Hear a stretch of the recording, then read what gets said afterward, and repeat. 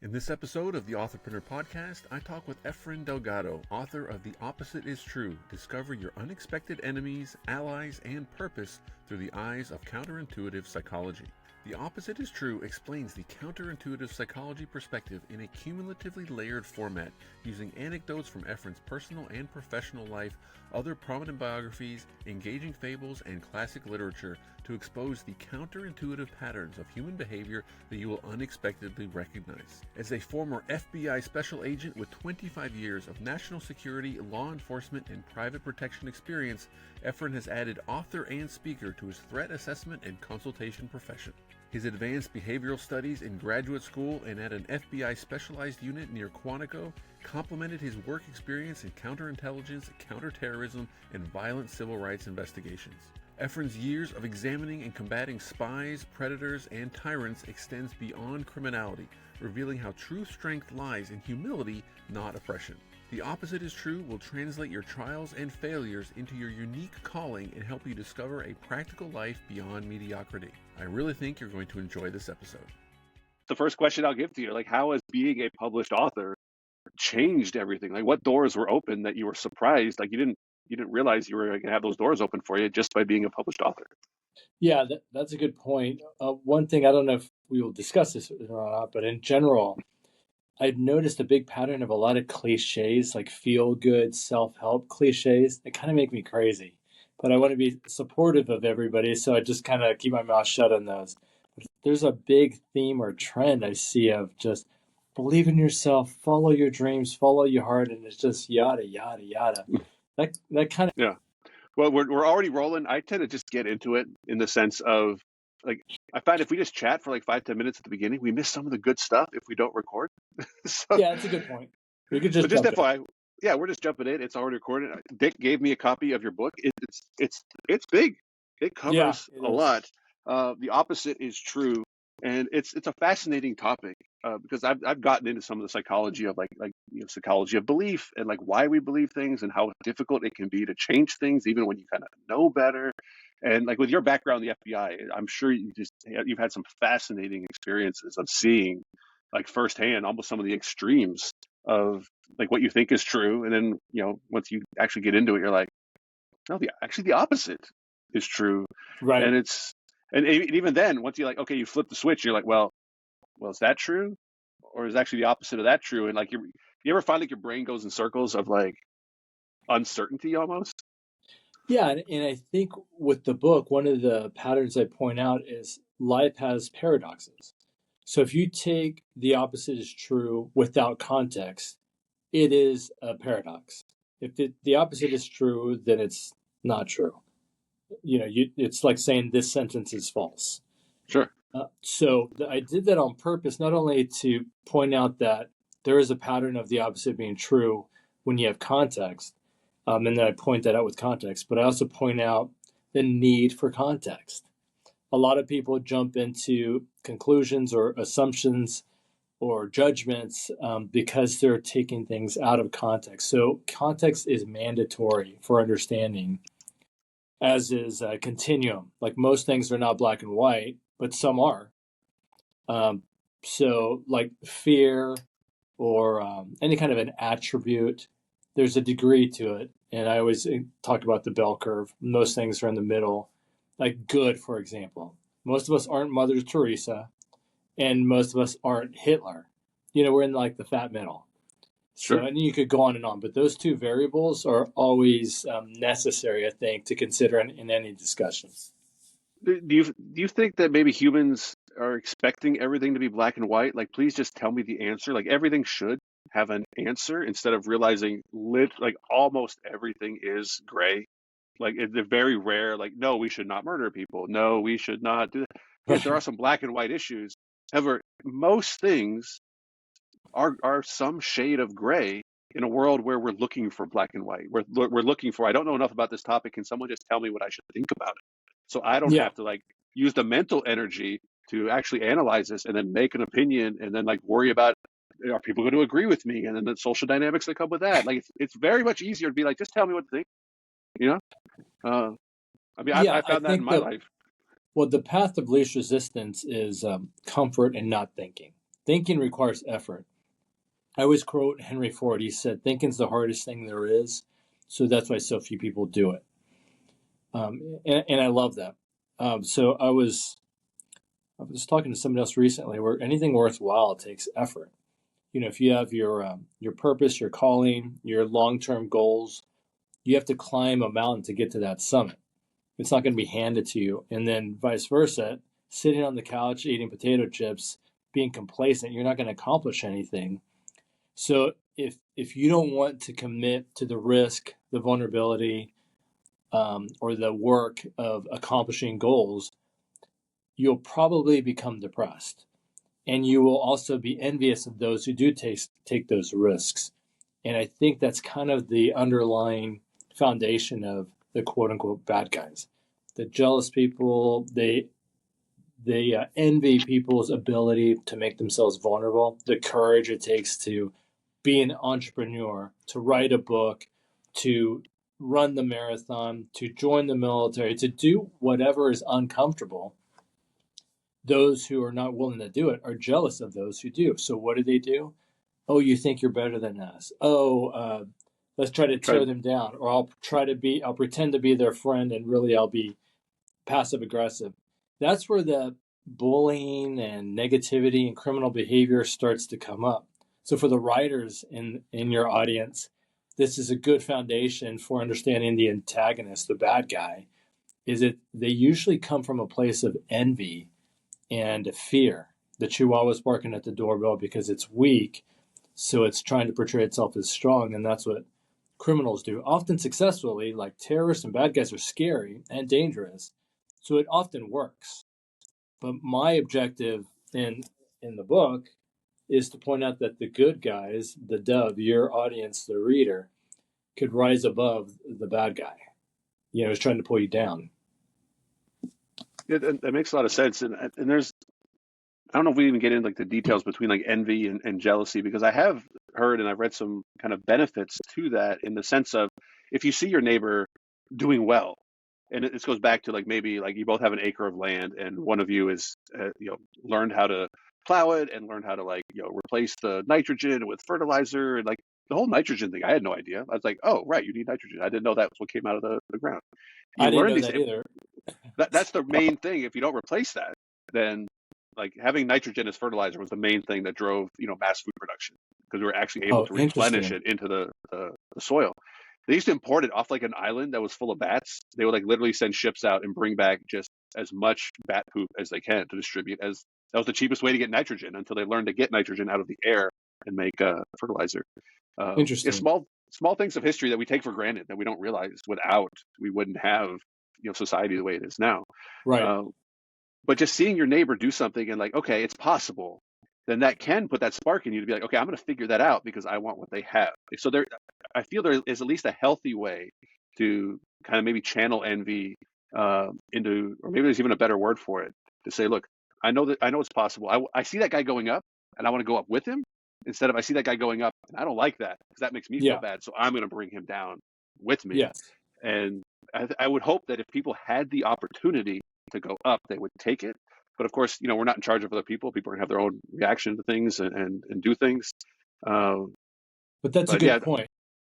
For people who are listening, who are maybe on the fence because they have a lot of fear of taking risk or going forward, or a lot of imposter syndrome, just the fact that they're listening means they're on the fence. They're not one of the extremes. They're not one of the, I'm going to sabotage everybody, ha ha ha, like a bad guy in a fiction book. Sure. Or a real life book. So we can encourage them by just understanding the fact that the things we fear are things we don't know about.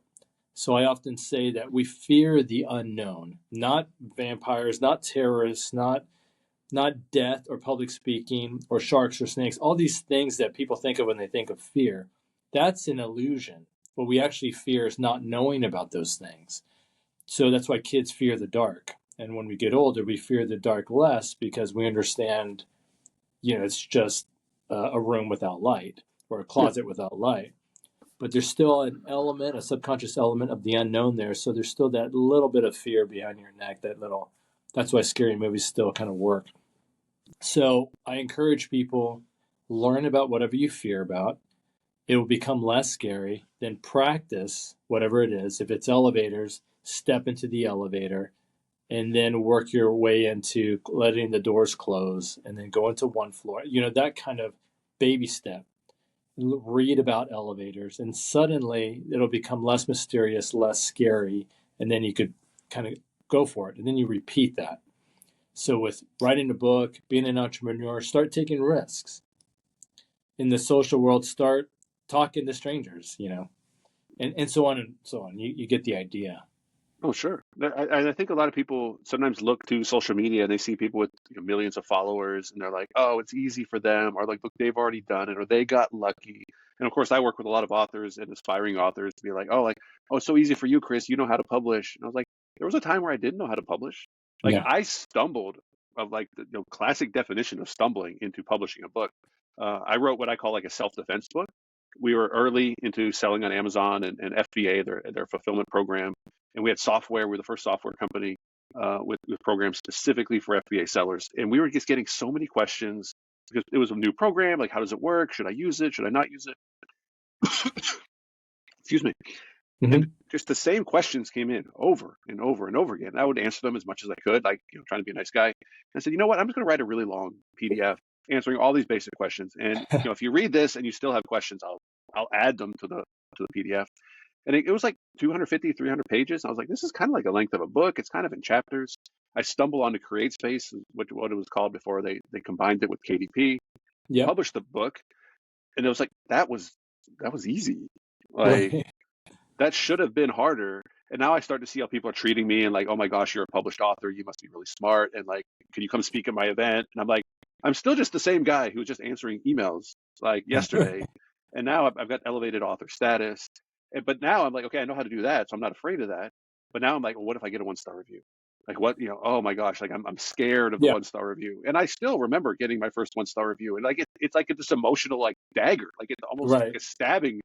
Like, oh my gosh. And like, but now it's like, oh, like it comes with the territory. Like it's almost like a badge of honor in a sense. Like if you sell enough books, you're going to get 1-star reviews. Like if you don't get 1-star reviews, that just means you didn't sell very many books, right? Well, because people some giving people 1-star reviews are, I doubt they even read the book. Oh, there's plenty of that too. It's kind of an attack, and a needless attack. I understand 2-3-star reviews. That means they actually are giving their perspective. So I almost feel like the consumer dismisses a 1-star review because it just seems petty. On a book, yeah, like on a product that maybe it's just like shoddy, it doesn't work. I can see that. On a book. Yeah. So I get 1-star reviews that'll say, I didn't learn anything from this book. And I'm like, I'm sorry. Like, I positioned it for beginners. You shouldn't have bought a beginner book. They used to let you reply to reviews on Amazon. They stopped letting people do that because I'm sure some authors were like looking to fight in the comments. And I was like, that's probably. a good idea. But I used to reply to people and say, look, I would have that emotional reaction. Sometimes I would even do that. Like I'm gonna type out what I really want to say and then I'm gonna delete it. And then I would type, thanks for buying the book. I'm so sorry that it didn't meet your expectations or it didn't provide the information you wanted. Please, by all means, return it to Amazon for a full refund or contact Amazon. They'll let you keep it and they'll give you a refund. Thanks for everything. Like, and just not being emotional about it. Because if it wasn't for somebody, that's okay. Like, but now there's no fear. Like I used to check my reviews every day. I don't check my reviews at all anymore. Like I just don't care. Like, but it's that fear of the unknown. And I hope people, it's almost like people should be thinking, what's the worst case scenario? Like think that through. What's the absolute worst case scenario? And then be like, that's really not that bad. And I kind of go into the upside versus downside. Like, what are the upsides to publishing a book? Okay, list them out. And what are the downsides? Like, really, what are the downsides? Right. You spend 100 hours. That's the downside. Who cares? Yeah. But Down, do you think the human brain like looks for reasons to not do things, to stay safe, to not put itself at risk? Absolutely. Yeah. The path of least resistance is safety, security, do what you know, don't progress, because change is stressful. Change has the unknown. I dedicate my book to those who want to live beyond mediocrity, which I think is not the norm. I think people really going for it are willing to risk, but it's better than just merely existing. You have to risk to truly live life. And I guarantee if you start to make real progress and go in the right direction, you will earn enemies. And that means you're actually having an impact on the world. So it comes with it. Yeah, no one wants to have enemies, but Yeah. it's, I But guess, it's yeah, a it becomes, badge of honor to some degree. yeah. So if it kind of help people frame it the right way and understand, this comes with the territory of, you know, Yeah. doing things that In other the people law aren't doing. enforcement world, the bad guys are aware of you and they don't want you to catch them. And even like taking it off the world of FBI or police or anything like that to that degree, my chapter 13 discusses a less known bad guy, and those are people at the Christmas dinners, in our relatives, in our own workspace, our colleagues. That why are they being catty? Why are they paying attention to me so much? Why all that little stuff? HOA president losing his head and starting to measure the shrubs and how far away from the parking space you are. Those are the secret bad guys out there. They're not terrorists or murderers or whatever, but they're trying to still pull you off your path because they're envious of your progress, of your ambition. How dare you think you're worthy of accomplishing something in life? You know? So that envy is where that comes from. So I think winners, whether they talk about it or not, just surround themselves with other people taking chances who are encouraging, and they put boundaries up against the negative people, even if they're family members. They could maybe not completely block them off, but they limit their time because they're energy parasites. They'll drag. It'll be extra weight that you're dragging while you're trying to climb the mountain. So you have to let go of those chains. Yeah, I've heard like if you like spend 1 hour with someone like in a negative sense, it could take you like 10 or more hours to kind of get out of it, kind of Yeah, thing, like to kind of process the negative energy or whatever people want to call it. it's Um, exhausting. Yeah, I saw a video, I think it was from someone who used to be in the CIA, who was trying to explain that everyone thinks they're the good guy. So I'd love to hear your take on, some of the bad guys that you've had to, kind of interact with. Do yeah, they do bad guys think that they're the good guy internally, or like when you say a bad guy, like is it someone who like really does want to watch the world burn, or are they right. just someone who is stuck with only having bad choices in front of them, so of course their choices are bad because they don't have a good choice to make. Well, again, it varies. And the context is always relevant, and continuum is always an issue. But if you're like writing a fiction book where you have a protagonist and an antagonist, it is good to write the antagonist with truly believing in his evil plot because he believes he's the good guy, and that's in the realm of fiction or movies, but obviously based in reality. And in reality, I think those same dynamics are true, except what's really going on is a huge state of denial. If somebody believes, I'm going to conquer the world and get rid of all capitalism because capitalism is evil, they'll convince themselves of this false premise, but be in denial anytime cognitive dissonance of like the reality of capitalism freeing everybody from oppression and offering opportunity to people willing to work for it. Those realities, they'll be doing this for it. And they'll actually be painful when those truths start to seep into their brain and violate their false view of the world, because then everything that they're standing for is wrong. So they'll double down on the hate and anger and grow as the villain, like Darth Vader or Hitler or whatever these like evil fictional or real characters are. When they start to, they'll get tunnel vision on their view of what the answer is, and be in denial on when something violates it. That's why it takes true strength to self-reflect, humble yourself, reconsider, reassess, and think maybe I need to learn something here, or I've been humbled. Maybe I viewed it wrong. Those are all. I think it takes bravery to acknowledge, hey, I might be viewing this wrong. That was a good conversation I had, or I just got humbled. Let me learn from this. That takes courage, and the bad guys are not courageous. They're chihuahuas barking at the doorbell. So that is the essence of a villain. It's envy, it's jealousy, and they're putting these little power band-aids over their gushing wounds, these psychological wounds. And the good guy is the opposite. The opposite is true. The good guy is selfless, loving, acknowledging they're imperfect, acknowledging need for help from the other teammates. It's kind of ironic. Most truths are paradoxical or counterintuitive, but when you tear muscle, you're not injuring yourself, you're growing stronger. But if you take it to an extreme, you're going to rip the muscle off. Sure. So making yourself vulnerable is like tearing a muscle to get stronger. But Overcoming obstacles is also the same kind of thing. You get stronger. yeah. Is there a path out for the bad guy who like has a little bit of a realization? Because I've had some experience with like the cognitive dissonance of I feel I'm well versed in cognitive dissonance, but Yeah. I also would add a little more on top of say like once you commit to an ideology or a cause or whatever it is, if you commit to something long enough, at what point is it impossible to come back and say like, look, I can literally prove and demonstrate that what you're doing is incorrect, Yeah. but they're closed off. And like to Yeah. me, that's just so unfortunate, like to ever be closed off. Like, and I don't want any of the good guys to be closed off either. To be like, yes, Yeah. that's what we really thought, and but yes, you can. It's almost like if people have a discussion, I think both, and they disagree, they should both come to the discussion and say, look, I may be wrong. These are the things that would convince me otherwise.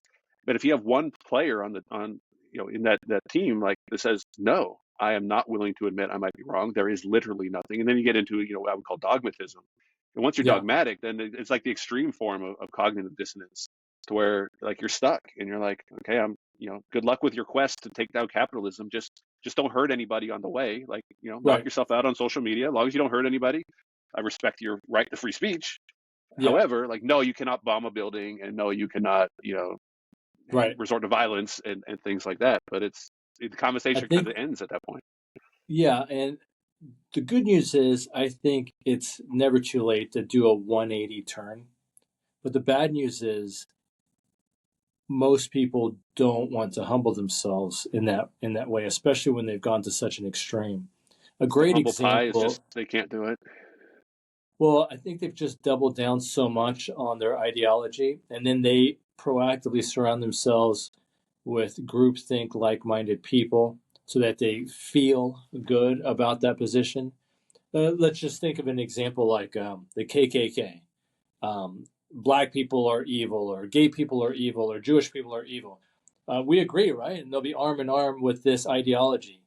But if they were to actually humble themselves and self-reflect, they would see that all that hate is not about those scapegoats that they're throwing the target on because of the color of their skin or their ethnicity or their religion or sexuality. Whatever the hate that they directed that energy towards is actually self-hate.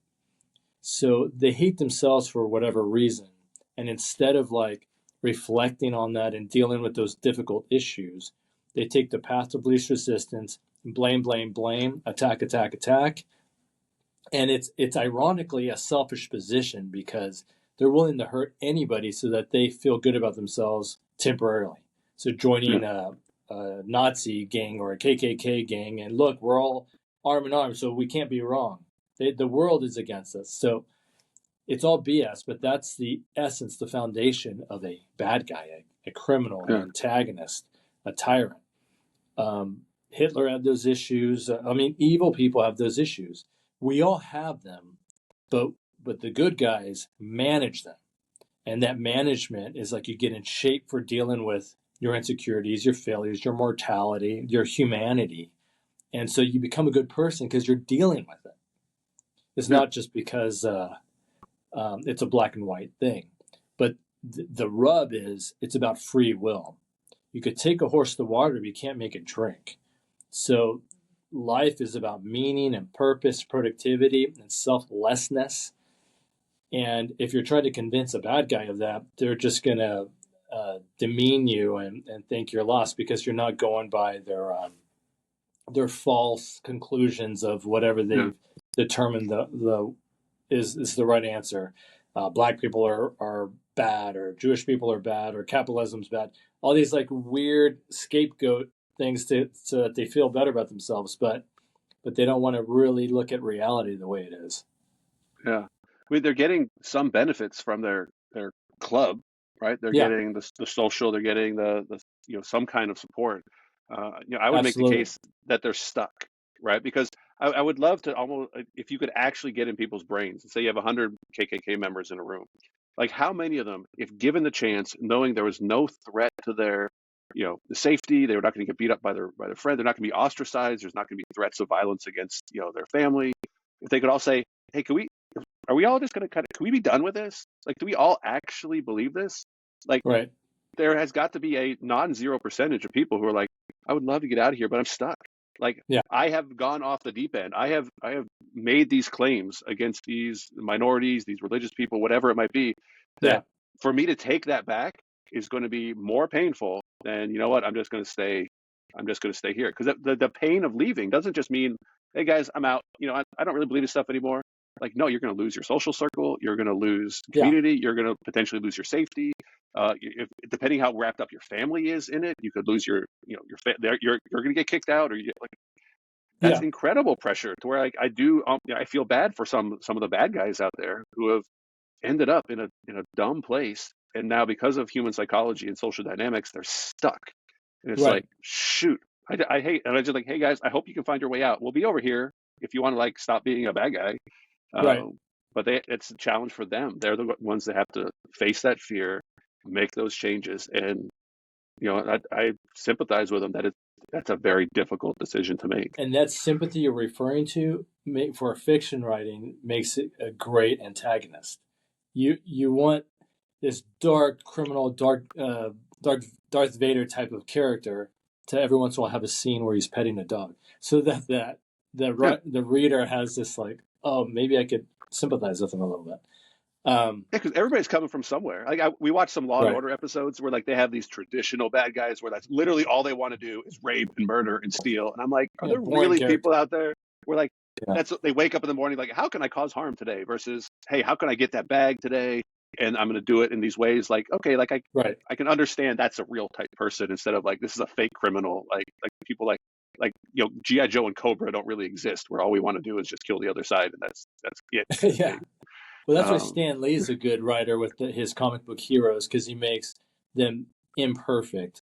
Sure. Spider-Man's this goofy teenager, and he messes up all the time. And the Incredible Hulk has this, you just go on and on with his characters, and he illustrates their flaws and how they kind of overcome it or manage it. It makes it more human. So yeah, I think that makes good writing because it reflects reality better.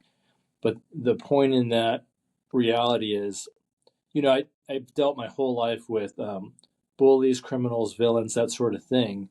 And yes, I can empathize with some of their points of view, but I prioritize the good guys, the innocent people, the witnesses, the people who are intimidated, the people fearing to testify against them in court. And it's as simple as that. If you're willing to hurt somebody to protect your own bad behavior, it's just not worth it. And I choose to prioritize the good guys. So you could always give an excuse for why people make mistakes and or treat other people badly. But I draw the line where if you're hurting other people, then screw you. If you're hurting yourself, hey, let me help you. Let's work on this. That would be a difficult line for somebody to argue against. Like, of course, hey, I'll hear you out if you have a case against that. I don't see a case, but like we don't want to be dogmatic about it either. Are there scenarios like let's hear people out? But no, if you are hurting and harming other people, if you are resorting to violence, no, we're going to stop that. That is not okay. And just get to a point in society where we can get our aggression out on the soccer field and the basketball court and all that stuff, and have that type of competition, and not the competition where it's like tribal and like we have to be right and someone else has to be wrong.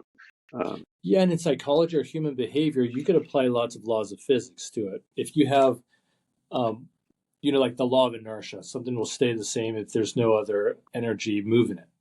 So if you have a bit of energy moving a rock this way, to keep it in the same spot, you need the same energy to move it back this way. So it'll stay in the middle of where it was at without any motion.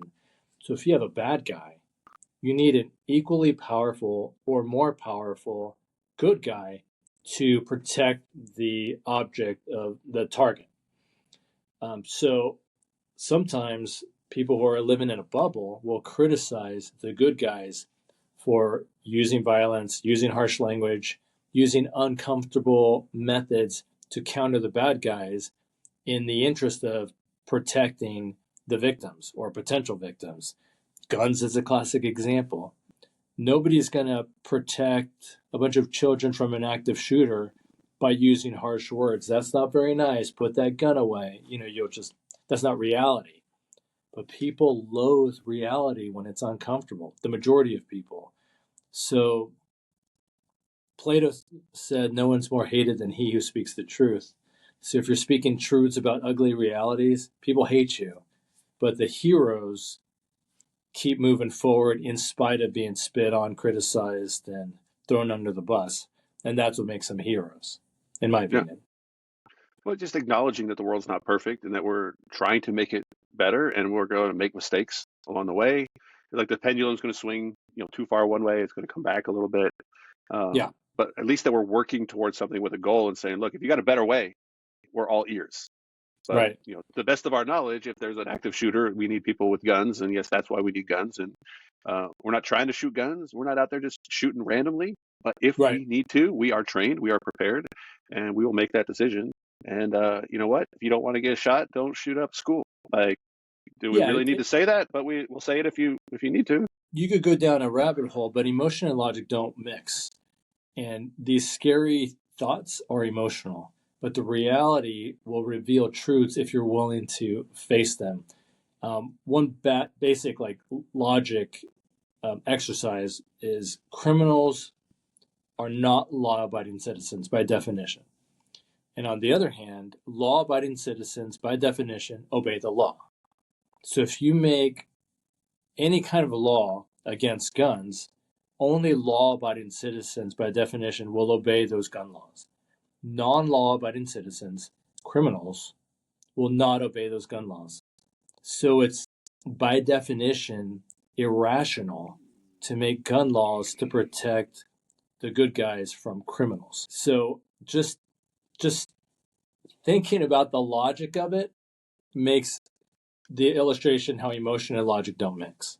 And even right now, people who hate guns who are listening to us right now are having a little bit of cognitive dissonance, squirming because that made sense. And the emotion of guns is an emotional thing. I don't like guns, but I'm not anti-gun. I use them as a tool. I'm not into it. And I use them for the sole reason of protecting people. I'm not even like a hunter, but I'm a good shot. I just don't want to ever have to use it. But that's the same with self-defense. I don't want to ever have to hurt anybody, but I practice self-defense things and teach people self-defense things because I don't want the bad guys to hurt people. You don't want to be left with your pants down, Sure. So anyway, these logic and emotional exercises are interesting for writing because they reflect human nature and realities of human nature and what makes people squirm and their interactions with others and all that stuff. It's almost like people just have to slow down and think and, separate, being emotional and being logical. Because I'm with you on some of these things. Like I remember when defund the police was kind of like the number one thing that was being talked about on social media. And part of me was like, I would love to get to a world, like if I was a police officer and I had the ability to create a world where we didn't need police, I would be out of a job. And part of it, so the thought process was well, would you create a world where you put yourself out of work? I was like, yes, that would be great. If all the police officers were hey, there's no crime. There's they don't need us for anything. We only need one of it. If they, to me, that's kind of part of a potential long-term ideal utopia solution is hey, we don't need these gun laws because nobody feels the need to use one with a threat of violence against somebody, because we have a society where people have choices that aren't just bad and bad. They could have choices where I would hope that people, given the choice, don't pick up a gun to shoot somebody. But you have to have choices on the table. If we had a utopian society where there were no bad guys, no evil, and I was unemployed because there were no bad guys to protect people against, I would take that. I'd rather be unemployed and have no evil in the world. You could find another job. That's not going to happen. Right? I'd rather be a baker or something. A baker, you don't need a gun to bake the bread. Yeah, exactly. You talked a little bit about... but the reality is there's always going to be criminals and evil in the world and people who are unfair and mistreat. Here's the other thing, criminals are weak, even though they look strong. So they don't look for fair targets. It's not like sports where you're like pairing people equal weight class in boxing or equal team against another team. They're looking to cheat because they're weak. They want to feel the buoyancy of power that they feel inside that they don't have. So they target, oppress, and mistreat people. They're predators for like the little rabbits in the room, not the lions. So, like if you think of a fraudster, they're not calling Wall Street guys to swindle them out of their money. They're calling senile people to rob them of their savings and manipulate them from a phone or from a computer. It's not face to face.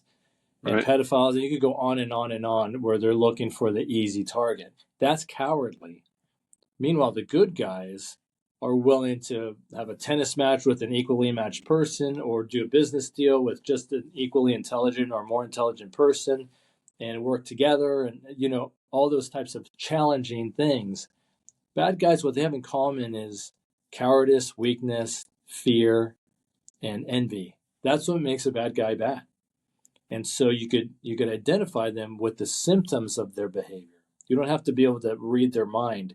They're telling you all the time with their different behaviors, their attitudes of how they treat the good people. Your friends are best identified when you're having trouble, not when everything's honky-dory. The people who love you really step up when you're vulnerable, not when everybody's around when everything's honky-dory. Life is easy when there's no problems. But when there's a problem, you really see what your relationships are like with other people. Yeah. And that reflects the rare people that are awesome, by definition special. So if someone goes through your entire book, they're going to pick up all these lessons to help them. They will. I cover all this stuff in the book. All right, good. It is a little bit of a thick book, and Nick gave me this last week. He kept I could give him an autographed version, so he gave me a non-autographed version. I'll autograph that when I meet you in person. No, that would be great because this is a fascinating topic. You mentioned groupthink earlier, and I know you've mentioned on other podcasts, and so like I've been in situations where I've felt like, wait a minute, I don't know if I necessarily agree with kind of this group or what's going on, and felt that kind of pressure to fall in line, don't change. If you speak out, not on the terrorist level or anything like that. Right.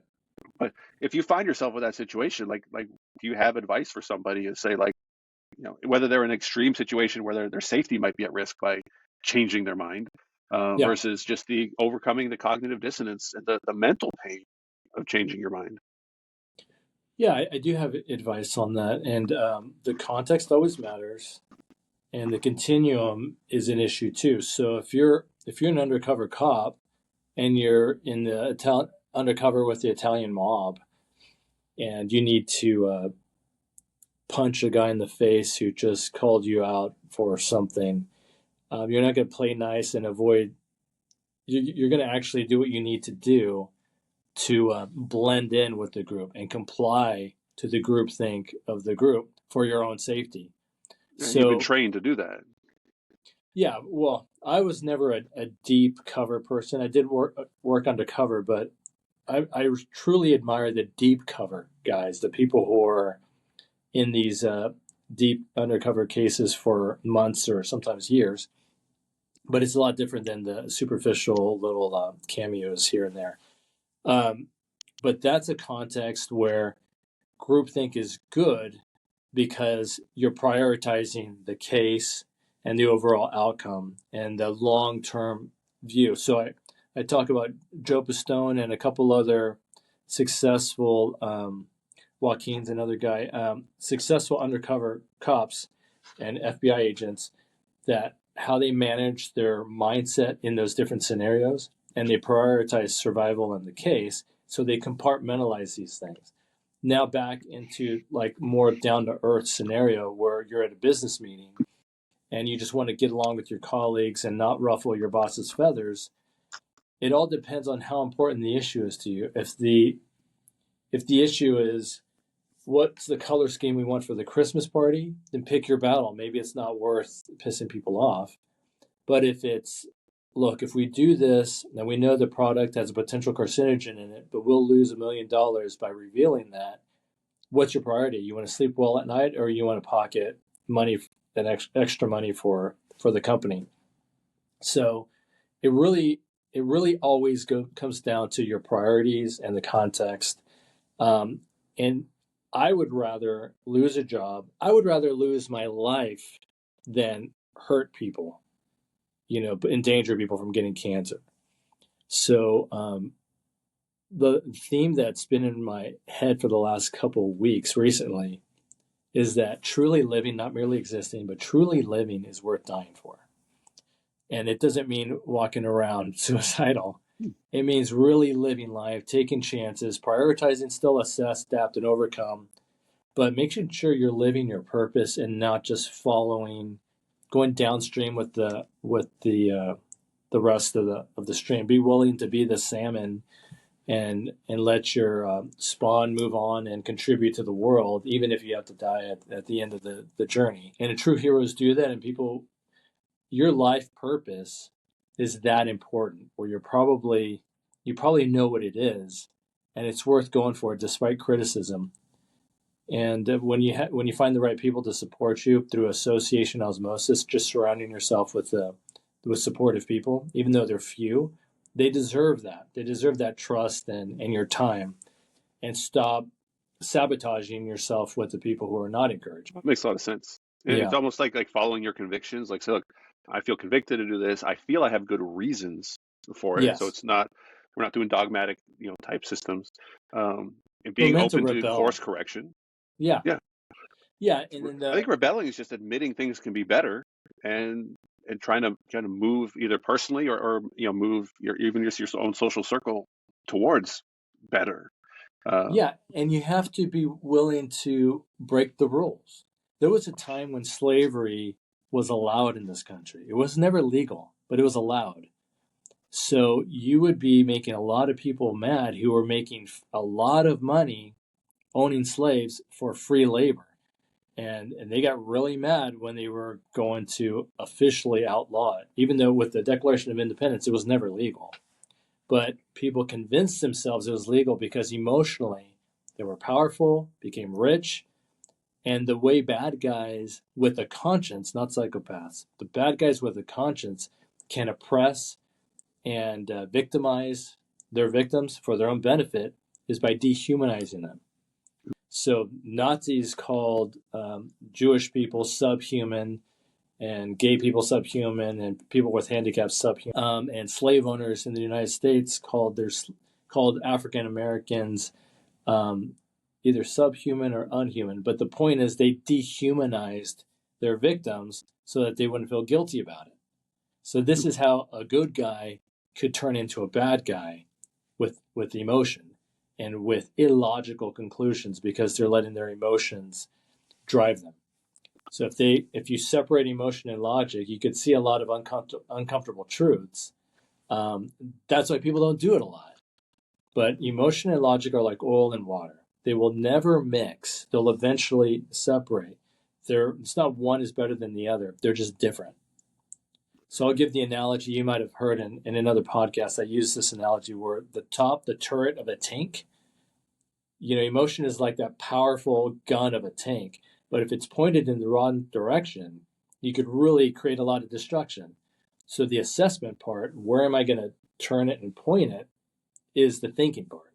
So you have to do that first, assess, adapt, and then when you're ready to execute, then you overcome the problem. That makes a lot of sense. I've thought frequently about, America back when, in the slave days of, like, it's real easy to say, oh my gosh, we would never allow that. But like, to be one slaveholder amongst dozens or hundreds and be the first guy to be like, hey guys, this isn't cool. Right? Yeah. Like the pressure, I'm almost envisioning there's some kind of, like, you have oil and water, they're not going to mix, and you put pressure on top of it. And then, what's going to happen? Like who's going to be the first to say this is not cool? Because they might say that, and then now their safety or life is at risk, because everybody's going to kind of want to make them shut up, because hey, this is our source of power and our source of money and all these things, and people justify awful things. That's groupthink pressure. It's Exactly. a thought. It's dangerous. It's a lack of thought disease. Yeah. groupthink. And it's a human thing. So we all give into it to some degree. But if you're given into it to a degree of like danger, you're a bad guy. But if you're given into it because you don't want to upset your mother-in-law, she wants to make the turkey even though she makes it dry every year, then who cares? Yeah. Pick your battles, You'll but have a bad there's no turkey, but at victim least you'll be there. getting along Yeah. with the family. You just The, prioritize. yeah. But I think people should prioritize, and be empathetic and sympathetic to what's actually happening. It's like, are there victims here? Like, are my choices affecting somebody in a very negative, hurtful, harmful way? Right. Then stop, assess. Like, hey, I just, holy smokes, I just shot the tank in the wrong direction, Yeah. and own it. Yeah. But I think owning it is another thing. It's very difficult for people to say. Like, I know people who are, still hold, some bigoted views on certain topics, and it's Yeah. frustrating. But I sympathize and empathize with them in a way Yeah. of like, I know how hard that has to be for you to admit you were wrong, to swallow that pill, to eat that humble pie, to live life knowing that in your mind for years you did potentially hurtful, hateful things that you have to live with. And yet I understand that it would be easier to not change your mind. And Right. we can't be responsible for other people, but we do have, I would say, a responsibility to step in if somebody is, being hurt, being harmed, and saying, look, you can have your free speech and you can think whatever you want, but no, you can't come out here and threaten people or hurt people. Keep it in your own house. And if you're ever willing to change your mind, you can come hang out with us again. But Yeah, I like that. And it's hard to acknowledge when you've done things wrong, but I've done things wrong, and if you acknowledge it, you're already making progress, and your listeners are thinking about the things they're guilty of. We're all guilty, so let's get that out of the way. All of us are guilty. All of us no, fall short of the glory of God. So we need God to balance everything, because just like patients in a hospital need medical attention, the same with just the fact that we're human means we're flawed. I think I start out in my website, if you're human, you're mortal, and if you're mortal, you're flawed, you have insecurities, weaknesses, vulnerabilities, but you could change all of that and turn those weaknesses, human vulnerabilities, into strengths through grit, through learning from them. All success requires the prerequisite of what? Failure. So when you're being indoctrinated to never fail, like in elementary school, you get a big fat F because you didn't know the answer. Like, oh, I don't want to do that again. I'm not going to try. no, Or you do a sport for the first time, you're not going to be good at it. Oh, I tried surfing, but I almost drowned, so I never did it again. Well, if you would have kept doing it, it's the greatest feeling in the world. It just takes a lot of humble pie, and then you get good at it, and it's fun. And that's true of anything. Public speaking, writing a book, saying I'm sorry. The humble pie is uncomfortable, but humility is the only path to wisdom. And once you get that wisdom, you could really charge that mountain because you've learned a lot. You keep getting better at it. That's the good news. So we're all human. The listener, me, you, we're all flawed. Let's just embrace it and grow from it. That's what grit and persistence is all about. And you start having fun. yeah. It's almost, once you kind of go through something like that, it's like, wait a minute, I almost like being wrong, or like knowing that you were wrong, because now you can stop being wrong.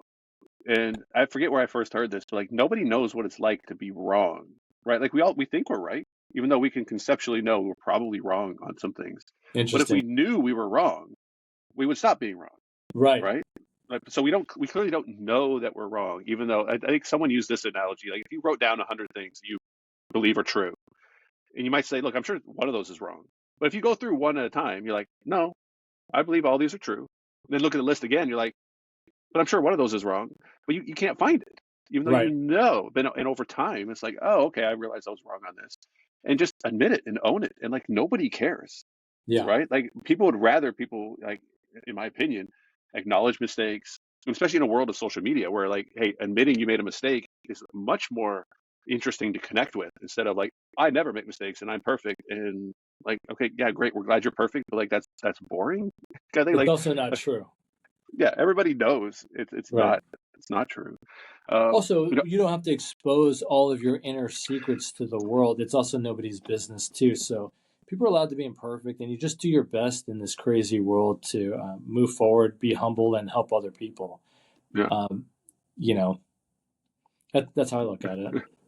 I think a dynamic that is understudied, in my opinion, although I'm not, I don't claim to be an expert on this, but I think the rapid advance of technology and globalism, in a sense of like, hey, we're aware and exposed to more of the world than we've ever been exposed to before. Like, oh, there's people in other countries that do things differently. I thought that was only in a book and an encyclopedia, depending how Right. far back you go. And if you go back several hundred years, everybody's generation was going to be pretty similar, right? Like if someone was racist, their kids are going to be racist, and their grandfather was racist. And today, you could probably make the case that most people's kind of great grandparents have a higher likelihood of probably being a little racist, like not a Yeah. blanket statement, but the farther you go back, Yeah. I I know mean, I what can you think of older generations where they would say things that were like, well, we really don't say that anymore. Um, so things are changing faster. So we have intergenerational like conflicts, in a sense of Yeah. where it's not like a good versus bad generation, but it's like, no, like we're like the older generation, the older you are, probably more likely that you have negative views of LGBT. Younger, probably you're more open. But now we're living in that same generation instead of before we weren't. Right? It was like, Yeah. oh yeah, my great great grandfather owned slaves, but like obviously we don't, and like you don't have to interact with your great great grandfather who's going to say no. I have a reason to justify slavery, and it's like, well, I don't even have to have that conversation. Right. So we're having conversations intergenerationally now, where people disagree on some major issues, and that's probably causing a lot of tension, and it's just accelerated. And I don't know if everybody has the kind of tools to like mentally be equipped to handle it and say, look, I understand where your point of view is coming from, but we're not going to go and light burning crosses in people's yards anymore. That's not cool, Right. and It's things just frowned get upon. complicated. Yeah. It's frowned upon. Generally, yeah. You Really, brought up I don't think we racism. see much of that anymore, but Well, I had a hopefully not. case of a burning cross. I used to work hate crimes for the FBI here in Los Angeles, and I actually had a case where they did a burning cross in front of a mulatto girl's house. Jeez. Um, and mulatto, half black, half I think it was white, maybe Hispanic. But so I actually had a case of a burning cross, which is interesting. But you brought up racism, and I think a lot of times terms evolve and get hijacked these days, and people often say like these old stereotypical terms are racist, which I contend that racism is about hate. If you don't hate another race, ethnicity, or whatever, then even like misusing the lingo or politically correct language is not racism. It's just a screw up or a cultural misunderstanding.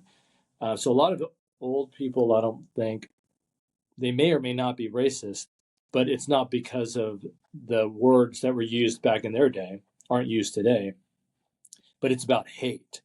And another big point about racism in general, besides what I said about the mindset of a racist before it's truly self hate, being using the other object of their hate as a scapegoat, but the groupthink of it is it's comfortable for them because of the groupthink, and they're not having to acknowledge their own hate. But God, what was the point I was going to make on the? It's hate based. Gosh, I'm having a brain cramp. God, that was a good one too. I think the groupthink part is so powerful. Gosh, I'm missing it. I'll come back to it. But there was a It'll come very back. But important point about the misunderstanding of. Oh yeah, there people are robbing racism, or they're hijacking those words and calling people racist just because they disagree. But true racism has to do with hate. And I think we're living in the least racist society today. Most people are open to it. And yet racism is thrown around left and right, which every time you accuse somebody of being racist who is not, you're disrespecting anybody who's ever been lynched or anybody who's spent time in the Holocaust, like all those real victims. Just like accusing somebody of rape who was never raped, you're disrespecting every victim of rape. So it's kind of evil in a whole other way. Yeah, I agree. I'm glad you added some clarification on that, because you nailed it exactly right. Of like the people I'm thinking of, I used to live in Texas, and of course, we had friends with grandparents, and they would just use terms. I would not have called them racist. They didn't hate people, but Right. the terms that they used were generational, and they would use words that, oh my gosh, we sort of would not use today. And it's still, and now today, as people see something that's happening and there's race kind of related to it, people are quick to throw it. Oh, there's racism. It's being racist. It's like, well, I can kind of see how you're making that connection. However, let's make sure we are defining racism in a sense of like actual intentional hate, instead of ignorance, or instead of just a lack of education around a topic, and like a lack of empathy, a lack of sympathy, or like, oh, Yeah. I didn't realize how this was affecting somebody that doesn't look like me, and being open to learning, and being open to be like, oh my gosh, I'm so sorry, let me take that back, kind of thing, Yeah. and just continuing to have conversations without assigning motive and saying, oh, you said a word that I associate with something, therefore you're a bad guy. It's like, do you feel people get to make that conclusion way too quickly these days? I do. I think they abuse the term, and that's disrespectful to the true victims. That's why I get triggered by that, because I care about the real victims. Right. And to a little bit more insight on the bad guys, and it ties into fear. The reason people, especially back in the day, were actually racist, genuine racists, is because they knew less about those races, ethnicities, cultures, sexual orientation, whatever. People fear the unknown. And how do people react to fear? Just like Yoda said, you hate your fear. And yeah, so if you fear something, you hate it. And then you attack what you hate, and you become the criminal. You become the bad guy. That's why it behooves people to learn about life, to live life, to take risks so you can learn more and be less fearful. Your confidence will grow. You'll really go for your purpose, and you will become more of one of the good guys. I throw the term good guy and bad guy just to make it a little bit more light of these realities, but sometimes it's really serious, like the Hitlers of the world, or some corrupt politicians. Sure. They're using emotional manipulation to for their best interests, their selfish, evil, corrupt interests. And so if we become aware of the differences between emotion and logic, we could decipher it when we analyze somebody's statements and corroborate it with their actions, not just with what they're dictating to people. Right. Are you good on time, or you got time for a few more questions? Yeah.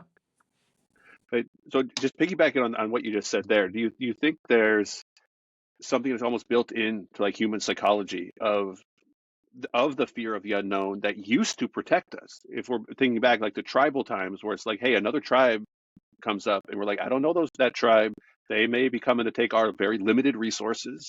So like the default of like, no, don't recognize, don't understand, don't know, therefore no, enemy, not going to like them. We're going to tell everybody else that, hey, we don't associate with this group over here, because for the majority of human history, that's what it was. It's fairly recent in like the timeline of Homo sapiens, of Yeah. being all on the same page and not fighting with, and sharing resources, and not being combative and living in small tribal units. Um, so it's almost like we have to like acknowledge that and overcome it, to be like, hey, look, I don't recognize this group of people. I've never seen someone who looks like this before. Maybe they're just disabled and it's not like a color of the skin thing. And Right. my first reaction is like, I don't know. I don't know about that. But then say, okay, that's a reaction. However, I know that doesn't make any sense. I know they're not a threat. I know these things. Like it's almost like Right. an intentional overcoming of, some evolutionary baggage that is not serving us anymore. Yeah, that's a good point. And the opposite is also true. Sometimes stereotypes are real. Sometimes if you're at an ATM machine in Arizona and the guy behind you is wearing a ski mask, you should trust your instinct and get out of there. They're up to no good. So it's not always just because something might fall into a stereotype doesn't mean you're a racist. It means you're trusting your gut and you're being smart. I'm not going to, there have been stories of people being in denial about terrorists wanting to kill us, and they'll go hiking in Afghanistan and end up kidnapped, raped, and murdered. So being in denial is definitely not the answer. So just dealing with the truths, knowing yourself so you could be confident with with whatever comes your way, and just assessing things objectively as best as you can. And if you can't be objective, acknowledging that about yourself, like, look, I can't be objective in this situation, so I'm going to bow out. Whatever you need to do to live your best life, do those things. But being in denial is not one of them. That's a good lesson for it. Well, a little more questions specifically about your book. Uh-huh. Like a simple, like, why did you decide to write this book? Like, was it a passion project for you, or did you see like a need in the marketplace, or you're like, oh, for Pete's sakes, I've got some information and knowledge that will really help people? What was the driving Yeah, force that made you write this longer than usual book? I think it's all of the above. And to be honest, this is the paperback. I think you have the hardback. Yeah, I got the hardback. It's essentially two books. It's volume 1, Foundations, and volume 2, Implementations. So the first half of the book, I'm kind of giving the foundational ideas of human behavior, and traumas, perceptions, a lot of the concepts we talked about. But the second half, I really go into the weeds, into implementing. And I think it's long because I try to illustrate everything with stories, with history, with real biographies, with some of my FBI experiences. I think it's boring just to read a textbook. So if I'm talking about trauma or continuum, or these ideas about fears about the unknown, not about cobras or snakes or terrorists, I want to give you real life examples of how those things are true, or how struggle can be a good thing and turn you into a butterfly. But if you cut the corner, you'll never be a butterfly. So I give those fables. I give biographies on Elon Musk, Abraham Lincoln, some unknown people that you'll be impressed with. My friend Emmanuel Jal was a child soldier in South Sudan, and talk about, a rough childhood. It makes our childhood seem ridiculous by comparison. I can only imagine. Yeah, that's in chapter 2. So there's some biographies you'll recognize, but maybe not know all the details. And then there's some other biographies you probably won't recognize, but you'll really appreciate the people in there. And then I throw in some humor in there. So what really drove me to write it is people talk a lot about the black and white, about good guy, bad guy, or psychology, and these like psychobabble kind of language, feelings and self-esteem and all this stuff. And I just want a blunt book, or like a blueprint guide for your audience, for my reader, to like, look, if you're not this evil criminal, then know that you're stronger than the bad guy. And if you are one of the bad guys and you're reading this, then you have a chance and a choice to turn the ship 180 around. Even though you've spent your whole life in the bad guy building, you could leave that building in 1 minute's notice and change your life. You have my permission. You can. It's really as simple as that. But you have to cut a lot of ties and surround yourself with new people and have a new outlook and a new North Star. And it might be difficult at first, just like starting anything new is, but you can do it and you will succeed. The only way you will fail, ultimately, you're going to fail along the way, but failure is a prerequisite for success. But the way you'll succeed ultimately is through persistence. And the only way you'll fail ultimately is by giving up. The only way to truly fail is to give up. You will succeed absolutely if you persist. You're just going to succeed at the timeline you're supposed to. Yeah. So that's my overall outlook on it. What has been like your biggest, maybe unexpected benefit of becoming a published author? Or have you always wanted to be a published author, and or was it kind of a later in life thing where you're like, you know what, I'm going to publish, and then things you maybe didn't expect that happened simply because you published a book? That's a good question. I think the thing I don't know if I didn't expect it, but I'm just impressed by is just the networking benefits, like speaking to people like you, meeting people like Nick. There's just a lot of good people out there with good hearts, good ambition, who want to help the world. Yes, they want to help their families and make a living, but their hearts are obviously in the right place, because it's not like we're writing these diabolical books to hurt people. They're all designed, from our point of view, to entertain and educate. Yep. And what's wrong with entertaining and educating? And the manipulation is sometimes in politics and movies, but it's not in these types of books, these nonfiction books or fictional books where you want your reader to be emotional and get something out of it and grow from it. You want to affect people's hearts and their minds for the better so that they have encouragement to live a really fulfilling life. And I think the power of books like Nick and Book Thinkers, his organization and podcast promote, is really a nice hack on how to do it, because you're getting the experts throughout history like Marcus Aurelius or modern day authors, and they put their thoughts down that they experienced for their entire lives, and we get the greatest hits. We get the answer sheets. So you might as well read those answer sheets. You don't have to agree with everything, but you're getting the answer sheets to the test of life. So I think that's awesome. That's probably the thing that's impressed me the most about, being an author. Well, Nick and I are trying to figure out a way to really bring back and get people to really remember the value of a book. Because again, I think back in the past of like, it was difficult, it was impossible to get somebody's thoughts on paper. Like if you go back before printing press, if you go back, like if just everything is handwritten, like if the people who had access to books were generally going to be like, the royalty and the wealthy and all these things. So for everybody now to have access to any thought leader's brain for 10, 12, 20 bucks delivered overnight, or an ebook delivered in 10 seconds, and we take it for granted because everybody has access to it, right? Like, Yeah. oh, it's inexpensive. And I think there is some kind of evolutionary baggage of not valuing things that aren't expensive. Like it didn't cost me a lot of resources to acquire this book. Well, go back several hundred years, go back to the Roman days where like if a ship came to port, like people were rushing to say like, do you have any books that we can copy while you're here before you leave, kind of thing, Right. because it was so valuable. And they would spend hours hand writing books. And because they did that, they valued them so much because they put so much time and energy and resources into them.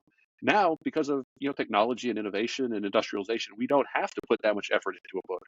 But the book hasn't changed. The knowledge hasn't changed. The words haven't changed, but our perception of them has. And I would love to see a world where just so many people are just super excited about a single book. And everybody's like, why are you so excited? It's only like $12 on Amazon. It's like, I'm not excited because it's $12 on Amazon. I'm excited because it has what I want to learn about, and it's going to help me where I want to go, and get more people to stop thinking that it has to be expensive for it to be, useful or valuable. Yeah, So that's a good point. They're very accessible. There was a time when the people in power would read the Bible to its people. They would interpret it for its people. But it wasn't until I think Martin Luther that they started reading it for themselves. And I think it was always meant for people to read it. Tyndale. It was Tyndale who made the Vulgate, which was like the first version. And I think he was actually burned at the stake for doing it, which is like, for Pete's Think sakes, about that. Yeah. Like, imagine the groupthink pressure on, I think it was William Tyndale, if I'm remembering right, the pressure on him to say, like, if I release this, I will literally be burned at the stake in front of everybody as a sign to not do this. But he thought it was important enough to say, like, look, if we believe this, then like let's get the Bible into everybody's hands. So it's not just like, why wouldn't we, kind of thing. And living to be able is worth dying for. Yeah. So he was broke groupthink and paid for it with his life. That was his purpose. But here we are talking about him, right? So it's right. Yeah, and here's the other thing: like everybody has a different purpose. So we might not do what he did, but he knew that was his calling. So I think there's a divine intervention where whatever our calling happens to be, we will know it because it's meant for us. It's our decision to make. Yeah, exactly. And people know it deep down what it is. They just have to actually face it and stop listening to the naysayers. I call them negative Nancys in the book. Yeah. And sometimes they're family members, close friends. Oh, sure. Yeah. I mean, the family pressure for a lot of things can be very difficult. Like people want the approval of their parents. Yeah, but once you leave the nest, I think people need to. I agree with you, but I think once you leave the nest, people need to let that go. I hope so. Honor your parents, but be your own grown-up. I think about that with my kids. They're 14 and 16. I've told them from a young age, if you disagree with me, that's okay. Yeah. Like, just because I say something, I might give you a reason why I say something or a reason for a rule. You're allowed to disagree with me, but you got to give me a reason. So if Yeah. you disagree, I encourage you, please disagree with me. And as you grow up, I will support you in whatever you want to do that makes you happy. You do not have to do things to make me happy. Right. Please make yourself happy. You will never let me down by making choices about what you personally want to do, because it's your life. Your life isn't my life. And I hope I'm being a good dad, and I hope a lot of kids have that kind of same option and support in some version, because I know some, unfortunately, I know some don't, where they have to do certain things because of their parents and pressure. And, you know, I just hope their situations can get better if they're in a bad situation. But What you just said, though, you gave them that freedom that a lot of adults don't have because their parents never said that to them.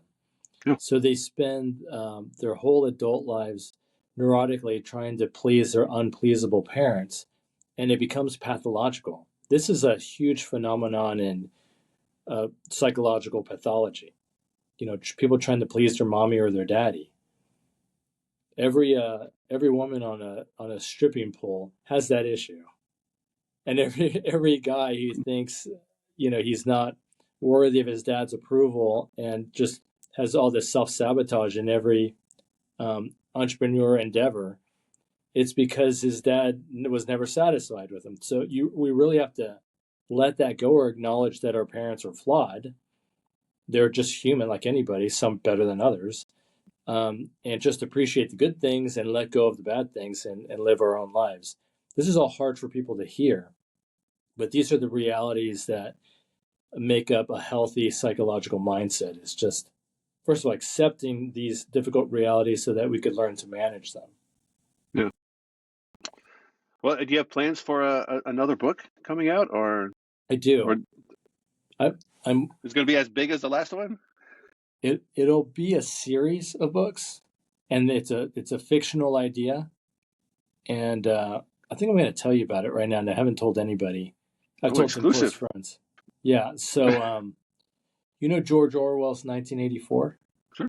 Are you familiar with I know it's probably been a while, but like Winston and Julia, the story, within 1984, they kind of had this sexual rebellion against Big Brother. It was less about love, maybe, but more about just rebelling against the system. Sure. So I have it, at the end of that book, Big Brother wins. They're re-educated, tortured, and they become compliant and slaves again. Slaves to Big Brother, and compliant slaves. Like most slavery is not just chains; it's mental slavery. So they kind of they're left on as a downer, where they just kind of comply to Big Brother. They're re-educated. So I have it that Julia got pregnant, and my protagonist 100 years later is their great grandson, and 100 years later, Big Brother's dominated. There's no faint memories of how things used to be because it's 100 years later. It's 2084. So a fish doesn't know it's wet. And so my protagonist starts out just loving Big Brother, being compliant, being a perfect robot. But his humanity keeps irritating him and leaking out. And he tries to oppress it. But that's the character arc where I have him discovering the beauty of humanity, kind of like a Dead Poet Society stuff.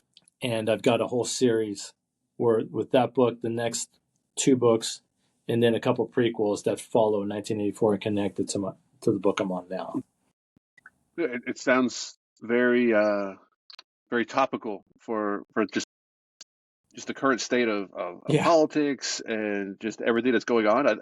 It sounds like, yeah, it would be something that people would identify with and be a nice potential hit. And it parallels my nonfiction. The same ideas here, where I'm pro-humanity, despite our flaws. I love humans. And so it just parallels that, but in that great theme, of the Orwellian future, almost like a warning. Like, we have to think to live life, and we have to have effort to truly live. And we have to be willing to sacrifice and potentially die to live our true purpose. But it's worth it. That's probably like the choice people have to make, right? Do you take the path of comfort and ease and no conflict and not having to think about, what's right versus wrong, have someone else tell me what's right versus wrong, Right. accept the way that societies are, and not point out injustices and not get involved, not speak up, not say something, versus the hard path, right, where there's potential conflict and effort and putting, Yeah, free I will feel like it's, matters. yeah. Oh, I'm anxious. I'm anxious to hear more about that. Have you started, or is it still in your head? Oh yeah, I've got the bones written. I'm working on, the act 2 in the middle. I'm connecting the dots from act 1 to act 3. It's a very Um, different process than writing a it nonfiction, I'm is. sure. Yeah. So yeah, as a nonfiction, I go what is this about? I'll do a mind map. These are the topics I want to cover. These are the points I want to make under each topic, and then illustrate it with meat and spice. But for a fiction, okay, what's the character arc I want? My intro with Act 1, the conclusion with Act 3, and then connecting the dots with constant conflict in Act 2. So that's kind of like a quick summary for your listeners. You could almost write. You could host your own workshop on writing fiction. It's a different skill set than writing the nonfiction. Well, Right. this has been a fascinating conversation. I'm sure we'll chat again soon, and if you talk about book launches and like getting your book in people's hands. I know you've got a little bit late. People are looking for me as well. Um, so for the people who want more information about you, I believe you are one of the exclusive people who just Google me, or if there's a place, a website or somewhere specific where they can go to find out more information about you, your upcoming projects, as well as your current book, The Opposite is True. What's the Yeah. best place to go? Well, you could find it on Amazon, but in general, all of my updates will be on efrendelgado.com. It's EFREN Delgado.com. And I put it all on there, the links and everything. Yeah, pretty easy to find, and you can find his book on Amazon. He's got his own author page set up, so follow him on Amazon, and you'll be instantly updated every time he publishes a new book. And yeah, it's kind of the easiest way. I hope more people are following authors on Amazon because it is very useful for both the author and for the people who are interested in Right. the content and the books that the author is putting out. So thanks again for joining us. Thanks to Nick. Big shout out to Nick for connecting us on this call. Really enjoyed it, learned a lot. I hope everybody listening learned a lot. And yeah, I look forward to chatting again soon. I appreciate it, Chris. Thank you. Thanks. See you. Thank you for listening to this episode of the Authorpreneur Podcast. If you'd like more information about this episode's guest, you can find links to their books, websites, and social media profiles in the show notes and video description. If you're an author or business owner who's interested in learning more about how you can use books in published author status to market and grow your business or personal brand, or if you're an aspiring author looking for more information about the publishing process, you can find more information and request an author audit at authorpreneur.com. And if you'd like to be a guest on the show, or if you'd like to recommend someone, please reach out via email to chris@authorpreneur.com. Remember, a book is just a book, but when it's your book, it's an asset. #Authorpreneur.